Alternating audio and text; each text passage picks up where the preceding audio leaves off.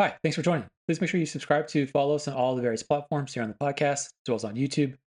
The stuff we write on Substack, as well as quick takes on Instagram and on Threads. If you're enjoying what we're putting out there, please make sure you're sharing with all your friends and family.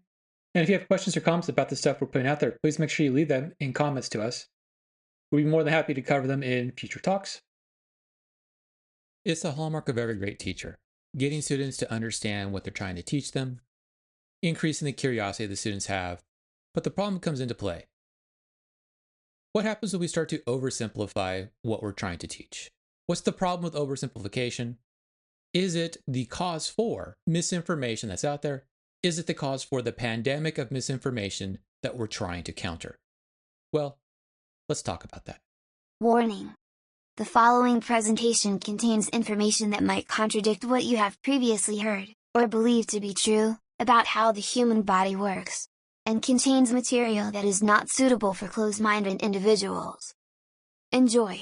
So there's a quote that gets attributed to Albert Einstein that basically stipulates that everything should be made as simple as possible, but not simpler. It's the indication that we should always be following Occam's razor. The problem is that there's no actual evidence that Albert Einstein ever gave that quote. And once again, it goes back to that idea that we talked about previously in terms of once the facts become legend, print the legend, where we are attributing an idea to someone based off of the reputation that the person has in terms of their intellectual capacity and their intellectual genius. The idea that is central to that is that we should be following Occam's razor, but the problem is that even then we are oversimplifying Occam's razor. The idea that is being purported by this need to simplify how we present information leads to issues where we are failing to identify where assumptions are coming into play. And that is the hallmark of Occam's razor, and why I'm stating that this teach as simple as possible, no simpler, is a misinformation, disinformation idea as it relates to Occam's razor. Occam's razor is a logical process where you're trying to develop a conclusion based off of the least number of possible assumptions that are going to provide rationale for the conclusion, where we are going to go about limiting the number of possibilities that can have some sort of confounding or counterintuitive impact on what we are trying to present as being correct. And so what ends up happening is that when we start looking at this idea about deductive and inductive reasoning within logical processing, we want to limit the number of assumptions, because when we limit the number of assumptions, we limit the number of overall possibilities. And by limiting the number of overall possibilities, we limit the overall number of alternatives. It's not where we're trying to make the simplest thing the correct thing. It's also where we want to make sure that we're not oversimplifying what is being taught, what is being learned, what is being interpreted as being factually correct. And this becomes problematic when we start looking at particularly how our body works. The way in which we understand biology, the way in which we understand physiology is going to be overly impacted based off of how simplified the information that we are taught is retained. And this is where I might have students come up and say, wait, everything I've learned must be wrong because you're teaching me different things. I'm not teaching you different things. I'm teaching you things in a different context. And that's where we have to go into this idea about the oversimplification of ideas. Remember learning about cells in schools? Most of us usually use some sort of analogy when we start teaching about cells, most of us have learned the idea about cells through analogies, like things like the cell is like a factory. Or where we have this analogy with the immune system, where the immune system is some sort of an army that will be fighting off the invaders that are coming into our body. Put quotes around the word army. These analogies are incredibly helpful for getting a basic grasp. They make complex ideas digestible. But that's often simply the intent of the simplification, to make things accessible, to keep you from being overwhelmed.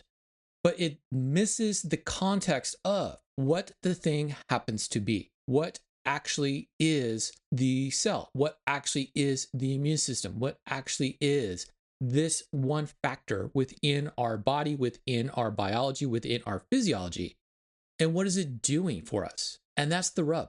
While they're neat, while they're tidy little boxes that help us understand, they become the entire picture in a lot of our minds. That entire picture allows us to have a very shallow understanding of what's going on. That shallow understanding leads to within the Dunning curve, where we think we're an expert because we have this shallow understanding. We have this understanding that makes sense to us without understanding the whole entire complex idea or the whole entire context of the idea. That shallow understanding leads to a misleading and misinterpretation of information. It limits our understanding of how life actually works. And that can have real consequences for us. While the simplified understanding may be beneficial for children to grasp onto the ideas, or for students when they're first learning about the topics to grasp onto the ideas, it doesn't give the contextual information that is necessary in order to teach others about the information. And that's what we're going to get into here. That's the problem with this oversimplification, and why oversimplification is the real problem when we start looking at this pandemic of misinformation and disinformation that's out there, where we have this rudimentary understanding, and the ideas that are found within that rudimentary understanding gets propagated as being the full understanding of what's going on within our body, within our biology, and within our physiology, that gets confounded by the biasing that we have with information selection and information retention based off of the need to stay within echo chambers, or the need to reside within echo chambers, or the fact that we are simply just residing with echo chambers based off of the algorithms of information that are being sent to us, which is going to become even more problematic when we start looking at and utilizing artificial intelligence mechanisms to retain and gain information, where the information is being presented by artificial intelligence is coming from what is being purported as being true within all the various media feeds that may simply be just the propagation of this rudimentary, shallow understanding of information as relates to the biology and physiology of our body. Issues that can become even more problematic when we start looking at how certain things are taught based off of how information is being presented within textbooks, and the over-reliance upon textbooks by educators, where they're unwilling or unable to teach beyond what is within textbooks based off of restrictions being placed on them by people who have this fundamental rudimentary understanding of what's going on. Where if we go back and start thinking about the cell as a factory analogy, it's great for introducing organelles and their functions, but a cell isn't static. Your body isn't static. It's dynamic. It is a dynamic, pulsating, self-organizing, constantly adapting entity. The cell is not a static factory with fixed production lines like we see within an automotive factory. It's pulsing, it's dynamic, it's self-organizing, it's constantly adapting, it's repairing itself, it's sending signals, it's responding to signals, it's responding to the environment in real time. It's building its own factory while simultaneously operating it and disassembling parts that are no longer needed. When we learn about the factory analogy, we miss this incredible fluidity. We miss this constant give and take. We miss the living aspect of the cell. We miss the fact that the cells literally are making decisions for the cells.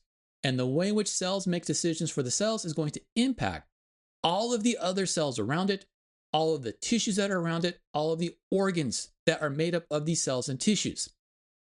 And this is where, when I teach about cells to my students, and when I teach about tissues to my students, I use this wonderful analogy. A cell acts like a cell until it gets put into a tissue.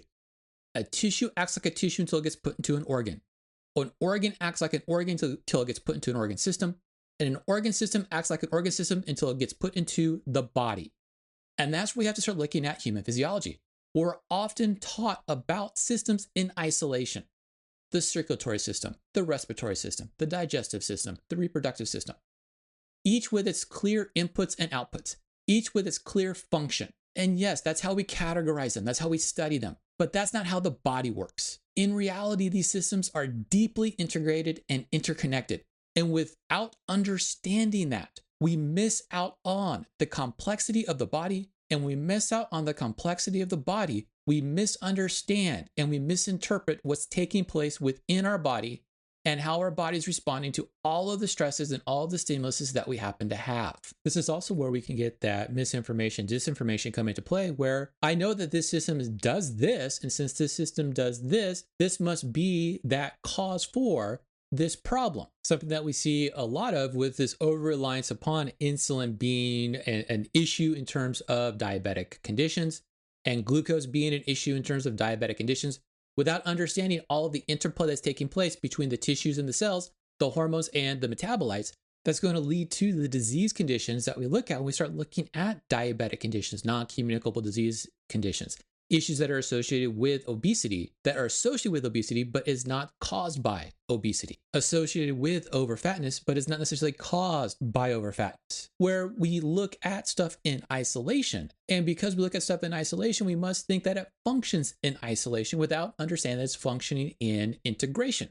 And when we start looking at this idea about this integration as opposed to this isolation, we can start to debunk a lot of the misinformation and disinformation that's out there. We can actually start looking at how complex things happen to be. And because we're able to see how complex things happen to be, we can understand that a single thing is not going to be the root cause or the root cure for everything that is happening in my body. It's how we can interpret and understand when we're looking at science versus pseudoscience, when we're looking at reality versus quackery, when we're looking at things that are being sold to us as being, do this one thing and everything will be able to rectify itself, we can understand that it is not true. There is no single factor that is going to be the root cause and root cure for what is ailing us. Everything happens within a complex, interconnected web of functionality, where that interconnectedness within functionality is going to allow us to have a dynamically stable body. That dynamically stable body is what we reference as homeostasis. And that homeostasis is maintained through a complex interactions of different types of mechanisms, physiological mechanisms, that we call feedback regulation. And that feedback regulation is set up in such a way that it's going to ensure that we have optimal performance of the body and survivability. And this is where we get into trouble as physiologists, as physiology teachers. When we start teaching and talking about this homeostasis, this idea about feedback regulation, where we talk about feedback regulation in an attempt to have the idea that we have a stable internal environment, that we're trying to make sure that everything is maintained in stability without understanding or teaching the dynamic aspect of this, the fluidity of this, where we talk about this feedback regulation as being negative feedback, where we're trying to limit responses that we have so that we do not get too far out of the range that we want to have in order to have survivability, where we interpret the idea that we're trying to maintain this quote unquote stable environment by limiting responses without understanding that sometimes responses actually have to be accentuated, where we have to have not negative feedback, but positive feedback. When we learn stuff, we learn through positive feedback. When we get stronger, when we go to the gym and work out, we get stronger when we build muscles based off of positive feedback. If everything was maintained based off negative feedback, we would not see any adaptations necessary in order to allow for survivability. We would not see any changes in dynamic stability. We would not see any changes in the size and performance of tissues. A lot of times, educators, when it comes to teaching physiology, teaching biology of the body, will talk about positive feedback as being a negative aspect to feedback regulation, where we're somehow going to accentuate responses, and that accentuation of responses is going to lead to some sort of pathology. That is a disease, can come from positive feedback. However, a lot of our stress responses, our immediate responses to stresses that are necessary in order to maintain homeostasis, occur based off of positive feedback. Positive feedback is going to allow me to survive that instantaneous stress in the instance of the stress, without care for the long-term ramifications to surviving, in the instantaneous survivability that is necessary, that is provided by that positive feedback. Allows me to adapt, allows me to understand, allows me to learn. And by me, I'm talking about my cell, my tissue, my organs, and my organ systems, all through integrating responses that allow me to learn how to survive that stimulus, allow me to learn how to survive that stress, which makes that stress no longer a stress. It makes that stress my new level of stability. That new level of stability makes that old stress a new level of stability, my new homeostatic level. Positive feedback allows me to have adaptations to stresses, allows me to survive stresses, allows me to reestablish what my homeostasis should be based off of the environmental stresses that I am facing. But if we were simply to look at this in terms of the oversimplified viewpoint of homeostasis being maintained by negative feedback, we would see all these adaptations as being something that is counter to the ideas or the context of homeostatic balance or homeostasis. Something that we also look at when we start looking at this, the misinformation and disinformation that is out there as it relates to diet and exercise, particularly diet and exercise as it relates to body composition and to health status, particularly with the overemphasis on the energetic balances that are out there. Something that we've talked about a lot in the past as relates to this misinformation and disinformation pertaining to specific diets or pertaining to specific exercise regimens that we should be following. However, if we start looking at this oversimplification and we think about the weight loss idea, the oversimplified message, often chanted as a mantra, is eat less, move more. It sounds simple. And for many, it's a starting point. But for countless individuals, that simple equation just doesn't work effectively long term. Why? Because human metabolism is incredibly complex. It involves hormones, it involves genetics, it involves microbiome, it involves sleep quality, it involves stress levels, it involves timing of meals, it involves timing of exercise. It is beyond just this idea about caloric balance like we've talked about in the past. The simple caloric balance formula ignores the sophisticated hormonal feedback loops and individual variability that makes us unique. When we believe the overly simplified versions, we often blame ourselves or others for lacking quote unquote willpower for what is biological reality and the nuances that exist within our physiology. Another classic idea comes into play when we start looking at genes and the idea that genes are the fixed blueprints for who we are. This idea that genes are the end-all be-all for who we are without understanding there's fluidity in how we go about having expression of the genes. Where we start looking at this idea about genes being turned on and being turned off. The oversimplification ignores the epigenetic regulation that takes place due to our environment, due to our diet, due to our stress, due to our overall lifestyle that will turn on and turn off genes without changing the underlying DNA, the underlying genes that we happen to have. This is where if we get stuck within the oversimplified mechanisms by which we got taught genes and taught genetic inheritance within junior high school or within high school biology, based on the concept of the Punnett squares and the experiments that Mendel did with his pea plants, we miss out on the nuances that are there. The fact that there are a multitude of expressions of genes, that just because I have the genes doesn't mean I'm going to automatically express the traits. It also ignores a lot of the intricacy that takes place within the expression of those genes outside of this epigenetic regulation, where we may have been taught at some point in time that there are simply just two sexes based off of an XX combination of genes or an XY combination of genes, without understanding that it gets a lot more complex than that. Where if we stay within this simplistic or oversimplistic view of reproductive genes XXXY, we ignore the complexity that is there. It ignores the incredible dancing that takes place in between having the gene and expressing the gene. All of the factors that are going to come into play as relates to what is going on within our environment, what is taking place in terms of the nature versus nurture discussions that can occur, where we have this multitude of expressions that can occur within our genetic expression based off of all the factors that are going to be regulating the genes. And that's key here. Genetic regulation. Genetic regulation is what's going to determine what type of expression I get from those genes, whether that is genetic expression based off of changes in hormone signals, or the inability to respond to hormones, or changes in nutrient load, or changes in other factors that come into play that will impact whether or not I'm actually expressing the genes.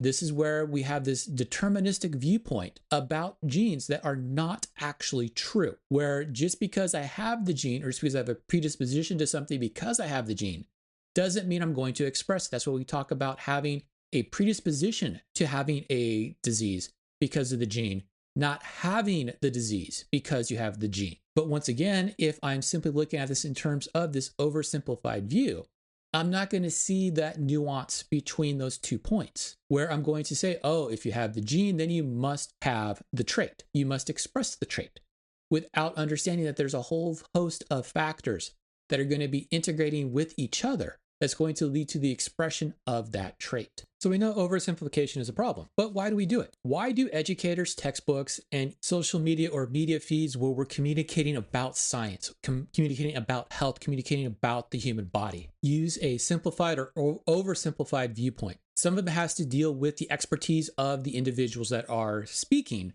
but there's more than just that. Why do they resort to drastic simplifications? Why do they resort to oversimplification? Cognitive load. There's a lot to learn, and introducing every nuance for every day can be overwhelming. But this is where we understand that there is an elementary understanding of what's going on, a secondary understanding of what's going on, and a post-secondary understanding of what's going on. There's various levels of understanding within this where, based off of what I already know, I'm going to have a lower level of cognitive load as I am learning, which is going to allow me to go beyond the simplified and, in particular, the oversimplified viewpoint that gets expressed far too often in the educational environment. There's time constraints. There is so much that we have to teach, and we only have a limited time to teach it. That restraint limits how much complexity I can bring into teaching about distinct types of content, where I am limited in how much I'm able to do based off of the whims of the educational environment and the desire that too many people have to treat science, to treat knowledge about the body and the way in which the body functions as simply factual recall. The fact that students and the fact that everybody that is learning about the body is simply gaining flashcard information, an issue that links directly into the need to meet standards within education. Standardization that is usually met through the use of standardized tests. And standardized tests means that we cannot get past what some individuals within the test writing community view as the correct information based off of their oversimplified viewpoint that they have in terms of what is correct and what is true. Or where individuals who are on governing boards have that shallow understanding of what is factually correct and factually true, and take that shallow understanding to be the expert level of understanding. The desire for clarity. We are seeking clear, concise explanations, especially for complex topics. And because we're seeking this clarity, we don't want to get into the nuances of the complexity and offer alternatives from where we want to go, leading to simplified viewpoints being expressed. And that simplified viewpoint being expressed is what is taken by a lot of us as being correct and full depth understanding of what is going on within our body. These reasons are all valid, but there's a problem. The simplification becomes the endpoint of understanding for a lot of us, and for a lot of the information that is being presented. It becomes the endpoint for understanding as opposed to being the starting point for deeper inquiry, for active learning, for critical thinking, for understanding what's going on. It actively harms our ability to think critically and to adapt. What's lost in the simplification? What's lost in the oversimplification? Two key questions: why and how. When we go through simplification and we utilize simplification and oversimplification in order to explain what's going on, we get the what, but we do not get the dynamic processes that are taking place or the underlying pressures that are leading to what is taking place. We get the what, and we get the what reiterated, and that what becomes the why. One of the things that I struggle with getting students to get to at the beginning of our time together in the classroom or in the lab room is, why is something happening and how is something happening? They get stuck in the what, and they use the what as the explanation for the why and the how, because that is what they see in media feeds. Those are the reinforcers that they get from the standardized tests. And with a very few exceptions, that is what they see in the multiple choice exams that far too many science educators rely upon in order to determine grades or allow students to show their level of understanding. They see this oversimplification, they see this shallow understanding of what's going on, the what that is taking place, and they ignore the how and the why. They miss the interconnectedness. They miss the beautiful web of dependencies and of feedback loops that make biological and physiological systems resilient and adaptable. They miss variability. They miss individuality. We miss out on variability and individuality because oversimplified models, they present the usual, book quotes around that, cases, leading us to all believe that everybody functions identically, ignoring the normal curves, ignoring the population ranges, ignoring diversity. And yes, I understand that diversity is a taboo word currently within our political and social environments. Science and scientific understanding is an ongoing and iterative process. It reiterates itself. It constantly is redoing itself. It's constantly going back and questioning and experimenting and refining, and sometimes completely overturning what we have previously held to believe true. And that's where a lot of people like the oversimplified, because it gives them a truth to hold on to, even if the truth is not truthful. Once again, it goes back to the idea of when the facts become legend, print the legend. And we have far too many legends being printed. We are printing legends and we are reiterating legends far too often when it comes to how the human body works, because we're holding on to old ideas. The old ideas are taught as simple facts without understanding how and when new research emerges to question the factuality of those facts. Science is constantly changing its mind. Because science is constantly changing its mind, it leads to questions as to what is truthful within science. And what is truthful within science and what is truthful within what is taking place within our body is based off of empirical evidence and 95% confidence intervals of responses. 95% of the population is going to be the usual response in terms of general ability to a response. We'll have 2.5% on one side of the curve and 2.5% on the other side of the curve. Those are the unusual responses that we might see. And everybody's going to fall somewhere on that response, which includes the fully complete responders and the non-responders. When we oversimplify, we ignore critical thinking skills. We are simply going about saying it is a black or white answer. It is either yes or no. It lessens the ability to evaluate new information. It lessens the ability to discern misinformation and disinformation from current scientific understanding about how the human body works. This is crucial when we're navigating claims, when we're navigating health claims, when we're navigating environmental claims, when we are navigating through public health debates or public health discussions. Just imagine a world where people truly understand the complexity of the various systems of the body, the integration of those systems, how gut microbiome may impact human metabolism, and how human metabolism may impact gut microbiome. Understand the complex interactions between our immune functions, our inflammation functions, our gut microbiome, and our metabolism as it relates to non-communicable diseases. If we understand that, we might be less susceptible to the quote unquote miracle cures. We might be less susceptible to the fads. We might be less susceptible to the simplistic solutions to complex problems. We begin to appreciate the incredible resilience and adaptability of our body, rather than seeing it as some sort of fragile machine that is easily fixed with a single intervention. So what's the solution?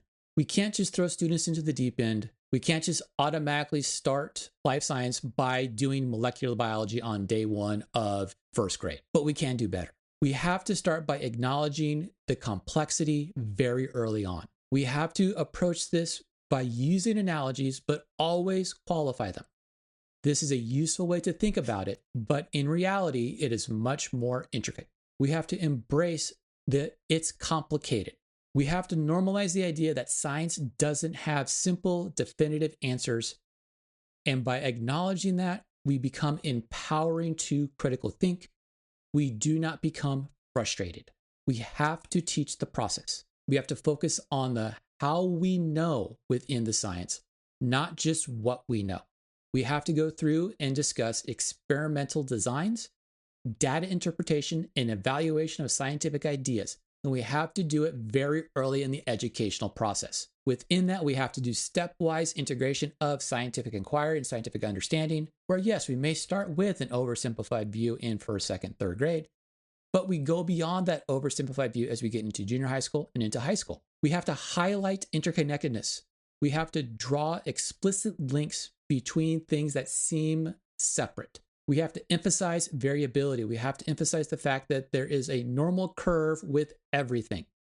And we have to discuss the distinct differences that can exist and the diversity that we'll see in between individuals based on how they respond and how they respond differently to different treatments, different diets, or different environmental factors.